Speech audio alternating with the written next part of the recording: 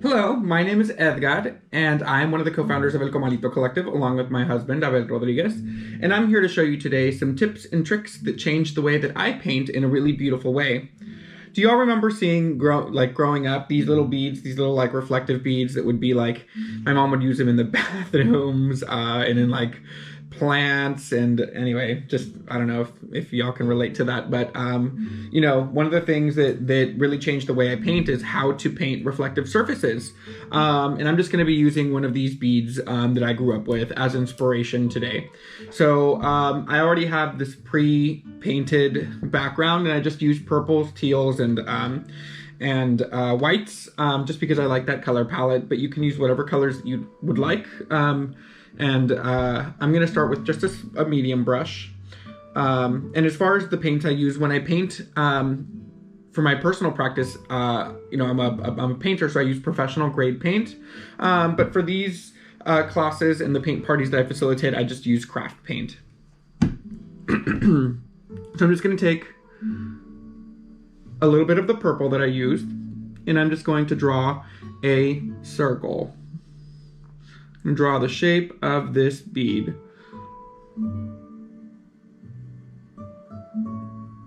Just like that. And then what I'm going to do is I'm going to just remove the excess paint, and I'm going to just start to blend that in towards the inside.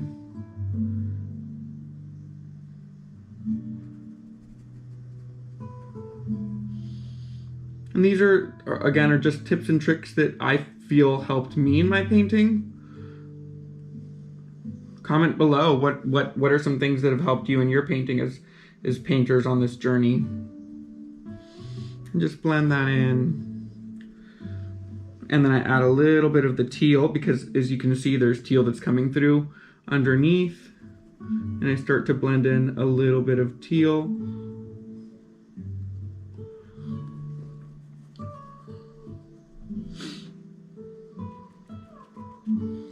A little bit of white.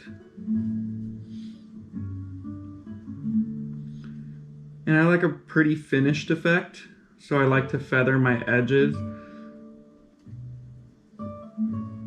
But if you're going for a more graphic look, you don't have to do that. A little bit of that teal coming through wherever it comes through underneath. Again, I like that very polished look, so I feather my edges. You don't have to do that. And this is where I'm going to figure out, where is my light source? I'm going to have my light source coming from up here. So my shadow is going to be down here, because the shadow is usually opposite the light source. So I'm going to do my shadow on the bottom, but I'm going to go ahead and just darken this up a tiny bit up here, where my light source will be hitting here. And that just adds contrast. One of the elements of painting. And I'm going to switch over to my small brush here. And for my shadow, another tip that has helped me greatly is to avoid blacks and the dark grays for shadows, and alternatively use shades of purples and shades of blues for shadows. That's something that I started to implement in my painting, and it completely changed the way that I paint. So for a shadow, I'm just going to go ahead and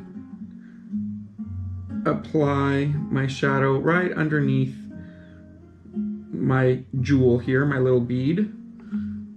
And the important thing about a shadow is, an exercise that you can do is to go outside when it's sunny and to look at your shadow and look that a shadow is never the same tone. So it's darker in some points and it's lighter in other points. So it's important that you implement that in your shadows as well. So what I like to do for mine is it gets darker close to the object, and then it starts to diffuse as it extends outward. And the way that I do that is just by removing the paint from my brush and then adding a little bit of water or a second tone. Here I'm just adding a little bit of water and diffusing that outward like so. And if you can tell, it's darker in the center or darker towards the, oops, too much, darker towards the object, and then it extends outward where it becomes a little bit lighter. And how far out the shadow is depends on where your light, how close your light source is to your figure or your object. So again, I just diffused it. I'm gonna take my brush, has no paint, and I'm just going to diffuse that a little bit more and give that really feathered effect that I personally enjoy in my work. But if you wanted a more graphic look, you could leave it looking a little bit more graphic. So now that we've done that, I'm gonna take this same color that I applied to my shadow and I'm gonna mix it in with a little bit of white. Just like shadows, for me, I never want them to be the dark grays or blacks, or tones of black. I use purple and blue like I mentioned before. For my highlights, I also never like to use pure white. But if you are going for a more graphic look, pure white could definitely work for you. So I mentioned that my light source was gonna be coming from the top. So I'm gonna go ahead and apply my light source here. And that's where the light is touching it. And it's also going to cause a small shine right down here along the edge of my jewel. And if you can see, it's just a little baby blue. And to give it that extra pop, I'm gonna use a little bit lighter of that shade, a little closer to the white.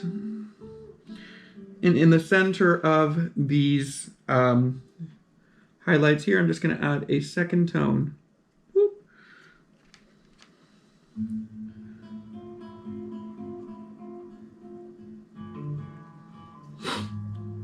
And it gives it this nice, beautiful, reflective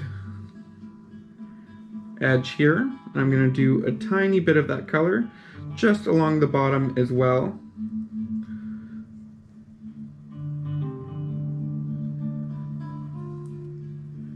And just like that, you have a beautiful jewel.